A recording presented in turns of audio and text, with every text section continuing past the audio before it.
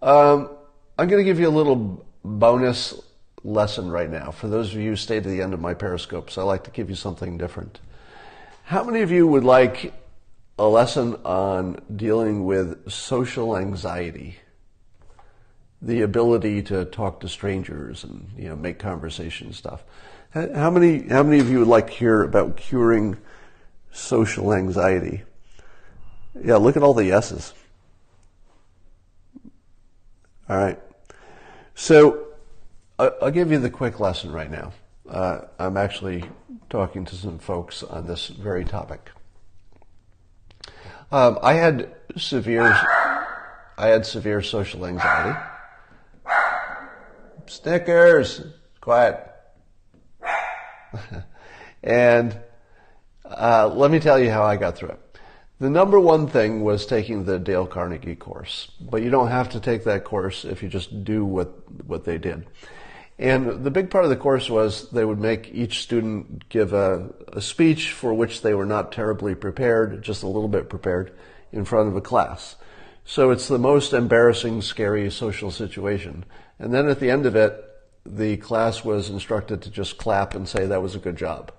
So everybody's experience at the end of the class was they kept doing things that should have been embarrassing, but they kept turning out positive because people said, hey, good job, great job. And they would never mention anything they did wrong. That was a rule of the class. So the class rule was even the instructor would not tell any student, in public or even privately, anything they had ever done wrong. They would only mention the things they did right. And so it created in your head an association with a positive experience to this social anxiety.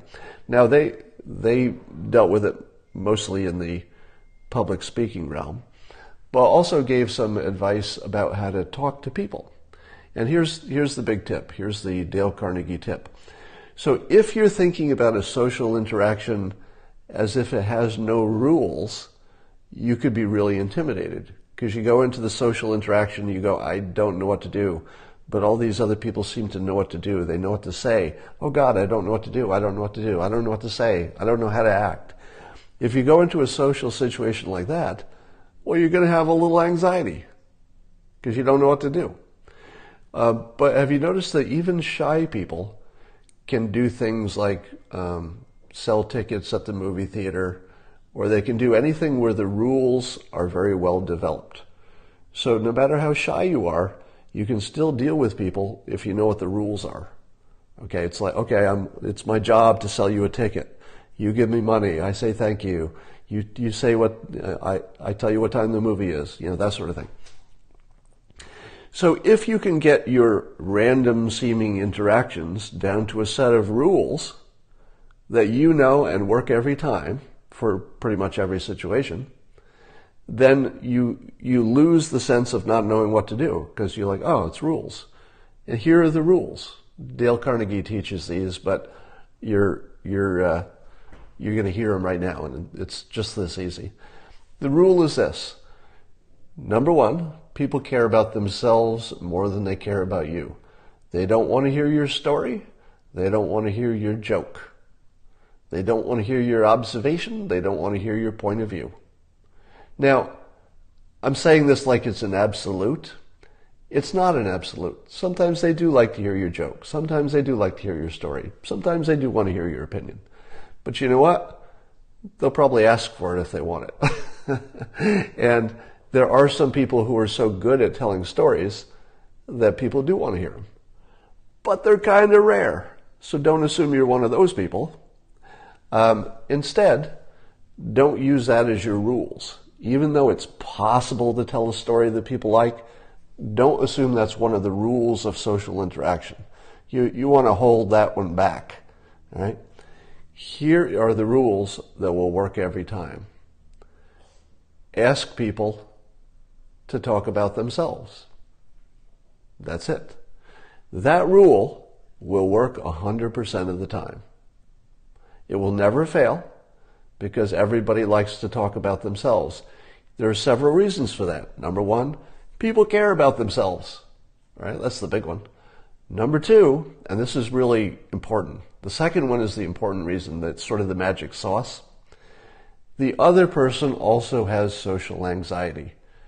Not every time, but way more than you think. Probably 80% of the time. I would say modestly, conservatively, 80% of the people you ever talk with will have at least a little bit of anxiety about what am I supposed to do? What am I supposed to say in this situation? And when you ask them questions about themselves, you just solve their biggest problem. What do you talk about? All right? So don't go into these social situations saying to yourself, how do I solve my problem?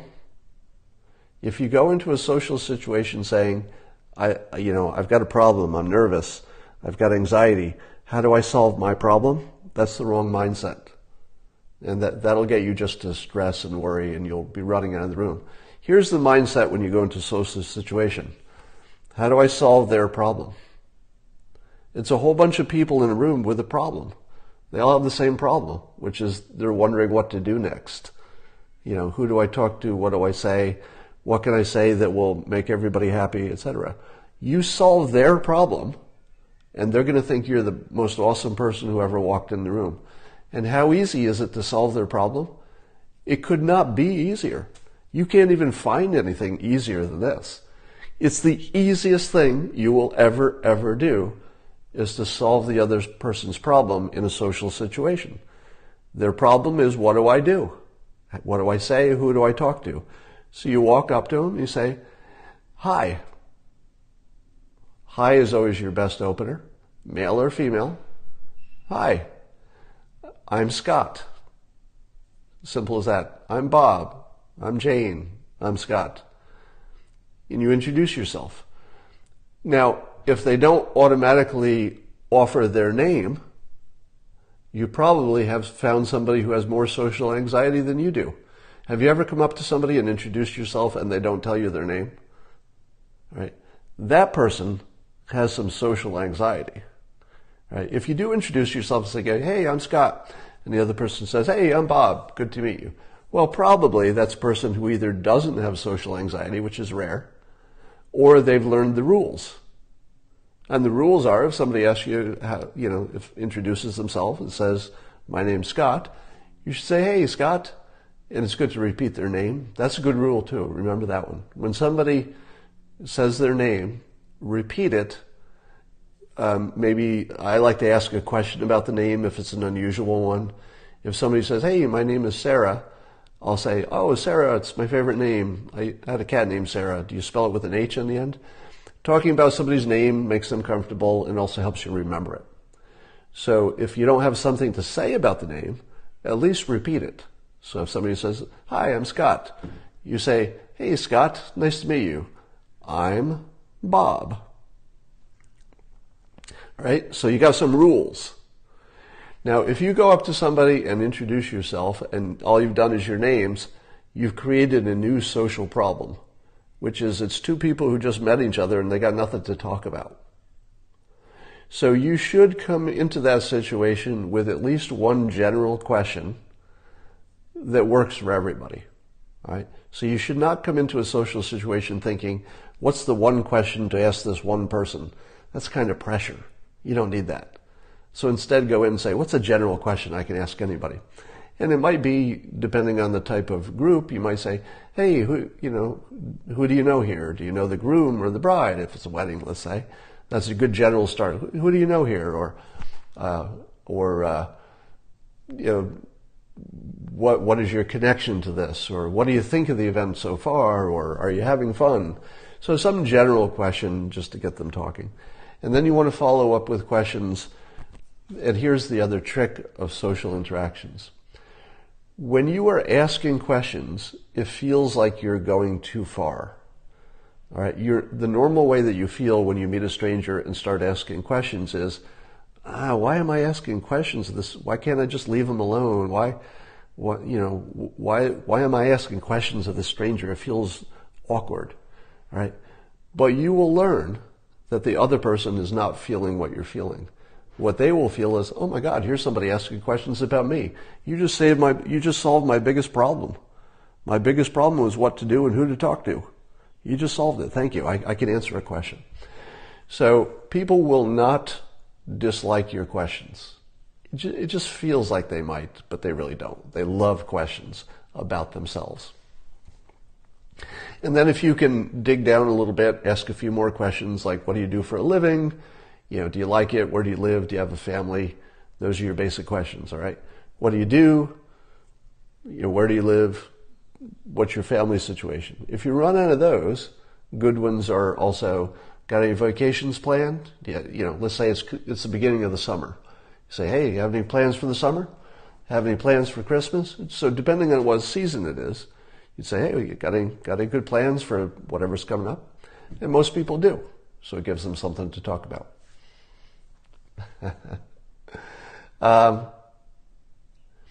And the next big secret is thinking about things in the larger context. I like to imagine how I'm going to feel on my deathbed. So if I walk into an awkward situation and you feel like an automatic little embarrassment, you start blushing and you're thinking, oh God, I don't know what to say. I'm blushing. I'm panicking. I feel awkward. I don't know what to do. Ask yourself if you're going to remember this on your deathbed. All right? And the answer is no. If you put all this stuff in context, almost none of it matters. None of it matters. And then you want to practice putting yourself in embarrassing situations. This is really critical. Being comfortable in a social situation is completely a practice thing. It's not something you're born with. It's just practice. I'm convinced that the people who seem to be naturally good at it have picked it up from family members, meaning that there's nothing natural about it. They've just observed people who are good at it, and they're like, oh, every time my dad meets somebody, he acts a certain way. Well, that must work. I'll just sort of act like my dad does because people seem to like him. Right? So probably there's no such thing as people who are just born with some good social gene or something like that. There are definitely people who are born shy. That's a physical thing. But nobody's born knowing how to do it. You either saw somebody do it or you learned it like you're learning it right now, and then you practiced it or you didn't. But the practice is critical. And the most important part of the practice is failing. All right?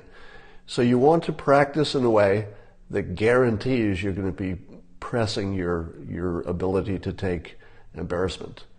All right? If it doesn't have at least the risk of embarrassing you, you haven't tried hard enough. So you should be thinking about it in terms of gaining a skill when you're doing it. All right? If you're thinking to yourself, my God, I hope I do or hope I don't embarrass myself, your head is in all the wrong places. You should be going into a social situation saying, wow, there might be some good stories that come out of this about how I embarrass myself. Like, I've actually reached a point where when I embarrass myself just mortally, the kind of thing that would have made me die when I was younger, it literally seems funny to me even in the moment. Because I know it's going to be a good story. I know it won't hurt me. I know my body will not be any different. I know my income will not change. Let me give you a good example. This is a perfect example. So the other day, just before I flew, I saw a tweet from Frank Luntz in which he was listing a bunch of products that were subject to the trade war. Now, I misread his tweet and thought that China was putting a tariff on their goods, but it was the opposite. So in other words, I just misread the tweet. Now, I have a degree in economics, and I talk about this topic all the time, but if you saw my tweet, it looked like a moron who didn't even know what a tariff was. And it would be hard to explain it away, because if you looked at my tweet, it was just somebody who completely didn't understand what a tariff was. Now, that wasn't the problem. I do understand what a tariff is. I do have a degree in economics and an MBA, and I do pay attention, so I do know what it is. But I misread his tweet. I was in a hurry, and then I got on a plane so that I couldn't check Twitter for a few hours. And when I go to get off the plane, my Twitter feed is full of people just mocking me for being stupid about not understanding even what a tariff is. Now, it was totally just a mistake. It was totally just a brain malfunction of, reading something wrong and my head was in a different place, and, it was just a mistake. There was a time when seeing all these people call me out for being stupid in public would have been embarrassing. When I get off the plane and I look at this, hundreds of people seem to be calling me stupid because they're right. What I did was just stupid. There's no other explanation for it, right? My brain should have done better, and it didn't in that particular situation. It doesn't mean that, my IQ went down. It means, like everybody in the world, I did something stupid in that moment. Does it bother me? No. Did it make a good story? Well, I just told it. So every time I have an embarrassing situation, it helps that I'm a writer, but I always say to myself, all right, that's a good story. I'll store that one away. That's going to come in handy. Even Frank Luntz corrected me publicly. Now, keep in mind that Frank was one of the people who were saying that Hillary Clinton was definitely, absolutely going to win the election just hours before she didn't. And it's his job to kind of know how things are going to turn out. So that's embarrassing. But I'll bet he wasn't embarrassed. Like, not a lot. Certainly he didn't prefer it. He would have preferred being right over being wrong. But I'll bet you, and this is just speculation, I don't know this for sure, but I'll bet you Frank Luntz, like me, has spent enough time in public that he has embarrassed himself just in the normal course of life, that he's just used to it. I'll bet you that what would have been a crippling, debilitating embarrassment for anybody else, he probably just said, oh, crap, got that one wrong. Well, that's on me. That'll live forever on my Twitter feed, but it's kind of funny. Scott, do you know how tariffs work? Yes, I know how tariffs work. But if you read my Twitter feed, you'd think I didn't.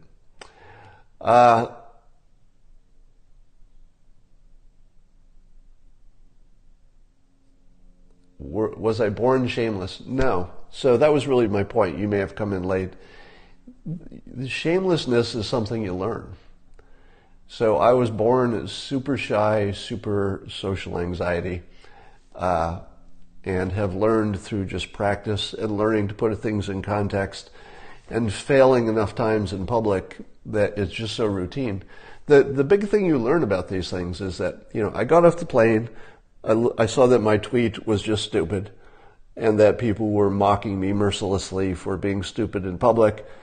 And I always do the same thing. I always think, is anything different in my physical environment? These are strangers. I don't care about them. I don't need them for a job. I'm not trying to make love to them. They can't hurt me. Physically, I'm fine. I'm still going to eat lunch. I'm going to go to sleep tonight. Just nothing changed. There was nothing in my actual physical real life that was any different because I had just grossly humiliated myself in public in front of 223,000 followers, plus whoever they forwarded it to. And it will live forever. That tweet, even though I took down the tweet, people had screenshots and stuff. So my stupidity will live forever in infamy. Did it bother me? No, not really. People make mistakes. So I'm an introvert who has learned to be an extrovert. And that's what I'm trying to teach you, is that it's a learned skill and that you can all learn it. Maybe not to the same degree, but it's very learnable. It's way more learnable than almost anything else. If you said, hey, I'm going to just take up a sport, chances are you're not going to be good at it. You might be okay. But getting good at taking embarrassment, getting good at handling social situations is just rules-based and practice. It is that simple, and everybody can be good at it. Somebody said that they're an extrovert who learned how to shut up. That's actually a big deal. If you can be an extrovert and learn how to dial it back when the situation calls for it, you're way ahead of a lot of people. There's nothing worse than an extrovert who thinks that other people are enjoying it all the time. That's the person you don't want to spend time with. Somebody said, did Trump watch Stormy's videos ahead of time? Meaning before they were involved, I think you mean. Well, I don't know, but if he's normal, he may have done a little Googling.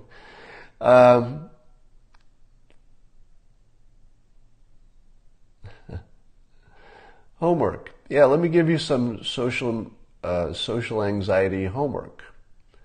Here's another little tip. One of the things you should do is learn to breathe properly.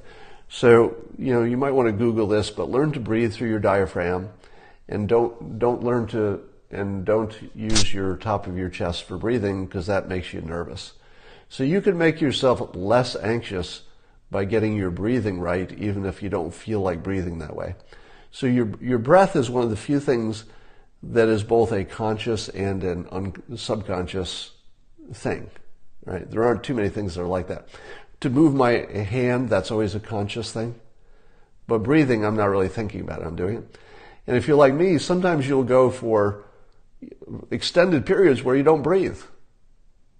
Like if I'm in any kind of an anxious situation, I'll notice that I just haven't breathed for 10 seconds or so. So just knowing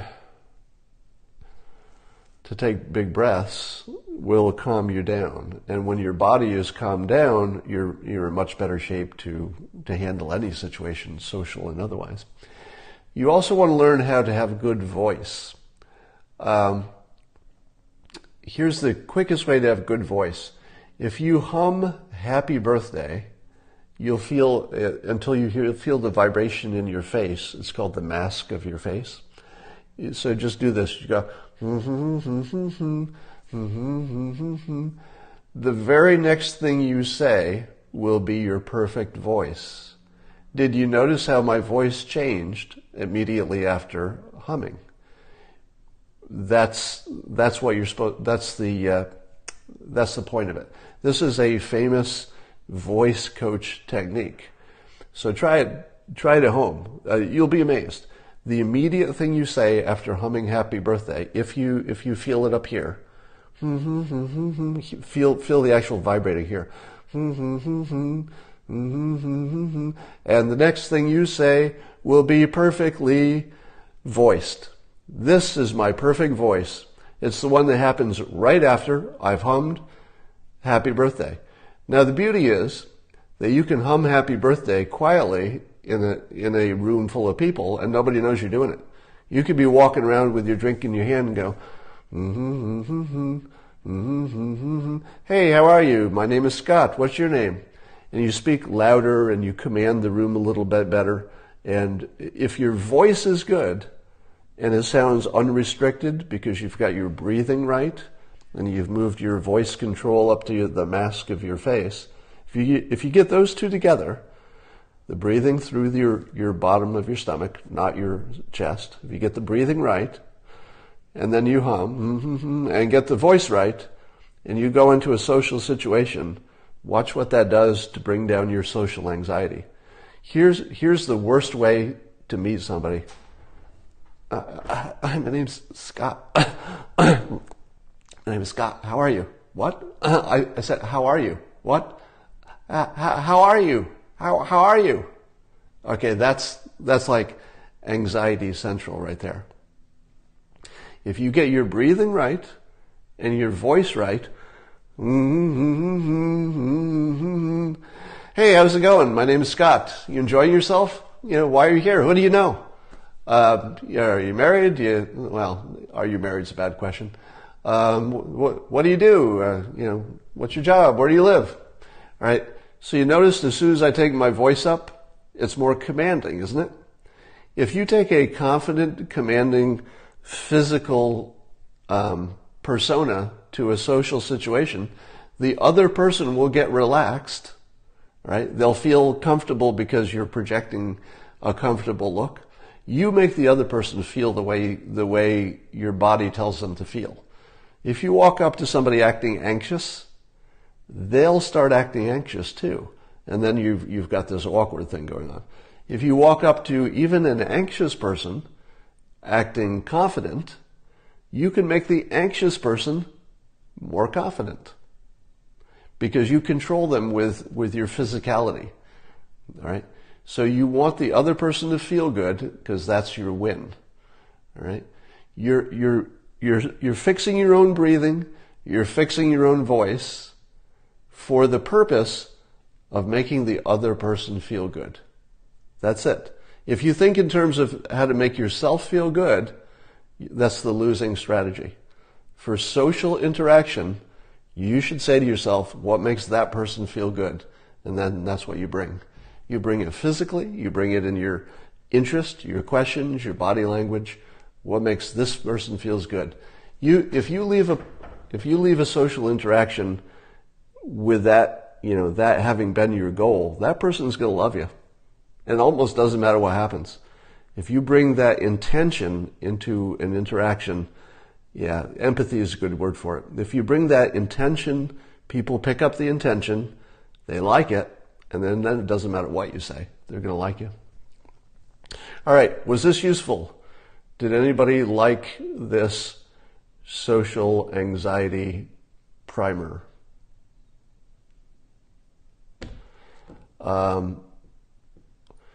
I would ask some of you who thought that some of this was good to test it and go out and try to embarrass yourself and then immediately note that nothing changed in your life. Just go embarrass yourself and then watch how it didn't make any difference. And if you do it enough, it just becomes natural. All right. Well, I'm glad that you were here for this, and go practice. And I'm going to ask again how it went, and then we'll find out. Talk to you later.